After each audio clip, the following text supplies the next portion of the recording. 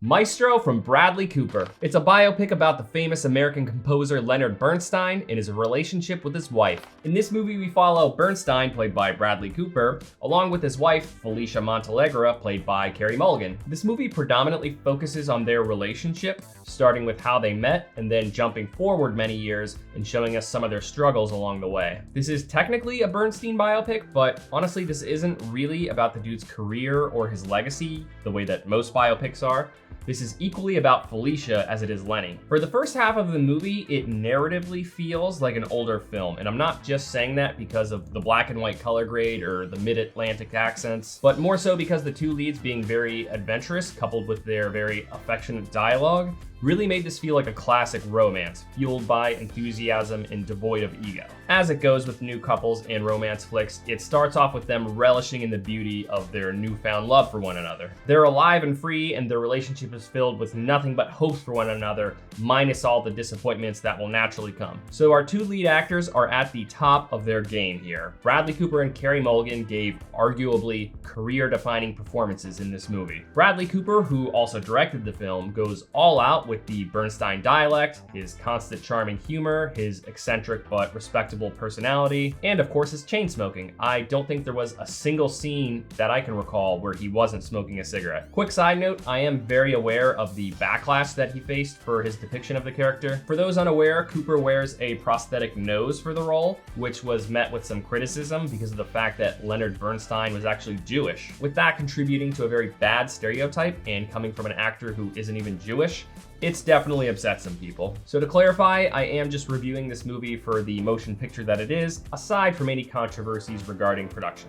But I do completely understand anybody's aversion to the movie for this reason, hence why I'm even bringing it up. Carey Mulligan, on the other hand, was spectacular and gave probably my favorite performance of any leading actress this year. I can say with 100% certainty that she will be receiving a lot of recognition for this role this award season. Much of the story is carried by the struggles her character faces with her marriage, because Lenny, as many of you know, became romantically involved with other men during their marriage. There's this one really great scene where she is confronting Lenny about her struggles, and the whole time I'm watching it, I'm thinking, this is the Oscar scene. There's a lot of really great dialogue in this movie, most of which feels very realistic. There are some scenes where characters are even talking over each other a little bit, making it feel a lot less scripted. Of course, being a very dialogue-driven moment, this does lead to some occasional dull moments, which I'll talk more about them in a sec. Continuing with more great things about this movie, let's talk visuals. On top of the 4:3 aspect ratio,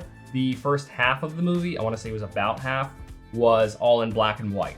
It switches over to color after a big time jump forward to a time where in real life, that's when color movies were becoming more common. It was a cool idea because the tone of the movie did shift slightly when this occurred to better match the cinematic style of the time the story was taking place. That said, like most modern made-to-look old movies, it doesn't completely feel old just because the cinematography is still very modern. I talked about this in my recent review for The Holdovers. You can watch that here if you're interested. But to summarize, older black and white films mostly use wide shots, and they use close-ups and cuts very sparingly. This movie did recognize that in quite a few scenes, but overall it still felt very modern by using lots of deep focal lengths that really punch in on character emotions. Not that this is a bad thing though. I really think that the stylistic camera movements and the match cuts that they were using for scene transitions really made the movie feel dazzling, even in black and white. So I really liked the harmony between the cinematography and the editing in this movie. For better or worse, there were so many long takes in this movie, which really made the moments shared between characters feel very intimate. Some of the scenes start off with what feels like just a wide establishing shot,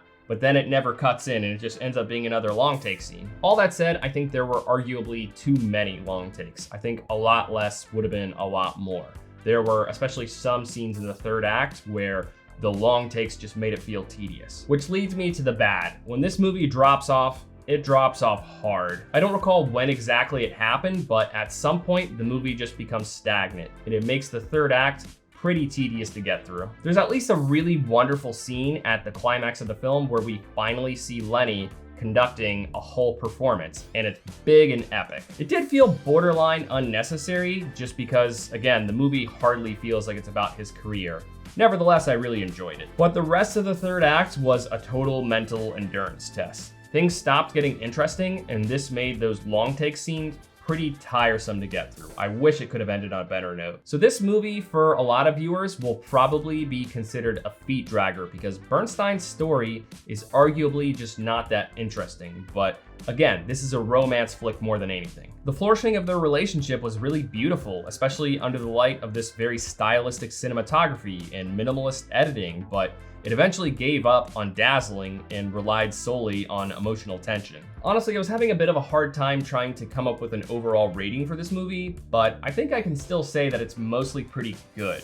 It starts off strong and it stays interesting for a while after, but it unfortunately loses some of its fire to a dry third act. I think that this movie will best serve cinephiles. If you love nerding out about movies, then I'm sure this one will be a delight. But for casual moviegoers, I could see this one disappointing some of you. If you are prone to calling movies boring just because they don't have a big, crazy premise, then this one probably isn't for you. Thank you for watching this review. If it brought you any value at all, please consider giving it a like. It really does help the channel grow. I'll see you later this week with my reviews of Poor Things and Wonka.